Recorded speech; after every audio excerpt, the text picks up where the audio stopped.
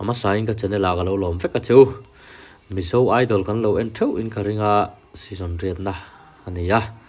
na Sylvia mal sompui champai thleng thang nula da dui la ron cover na hianin tuna chu miso idol la hianin mun sang tak borok sang tak ron chang ani trend khatin hi keima te khin ani lawa Facebook velan ziate trend khat comment na rang ka cher rang ka ron soi don ani tuna huna hianin zel ro sang a mizo icon nan ti lai kan fu chiang lo mo ti khanin ron lar ta em mai chu tiang borok chu silve hian zel ro sang borok chu a phaweng em ti hi mizoram mi puina kan thlir dan ani ni kan thlir thup mai ni tuna hian ro sang hen borok compare ka tumna lamman dilawa mi ziak te kalo thir ni silve ron lar na da dui la ka var na tak hi ron lar chu na hi lowen te ngo lo ngai khavere renga ilum rilsha illa dam ten ka pom mai tu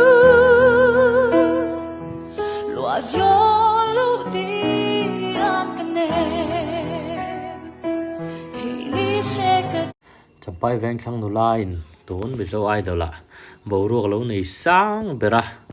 zai thiam na mi ba mel that na te hianin tam tak hi pani ama hi anu na pa antum na lai riu anei pokani chuti rolin IG lama te lo follow chur la silve po sang tak kheng tur tu so na sang ber masangan la le mol ani e chuti rolin zel ro sang khan soi lo thei lo ani zel ro sang an tu nang hun na fu chiang lo mo ti la mangin Mizoram khovel ron deng chuaka reilo Mizoram mai dilovin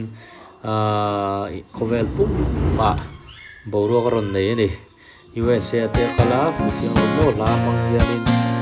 thil tam tak fans te le sa ku tam tak adun pha lo thelo ni tam tak zel ro sang boro ke ron phang chi hian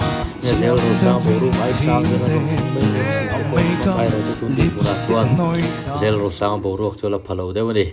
chuti rolin zel ro sang borok ai sang pola kheng ve thinia inelna ala niame ma inel chodon chau ania lal chance po mani silve po lar takle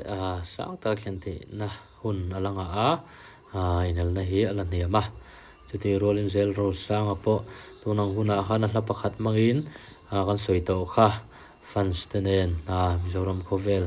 tun thleng tun din mun thlengin nget tak main khala mang khana dinga mar chu pathian awangin khala kha satolovin pathian hla chau saturin ain pumpek ta ni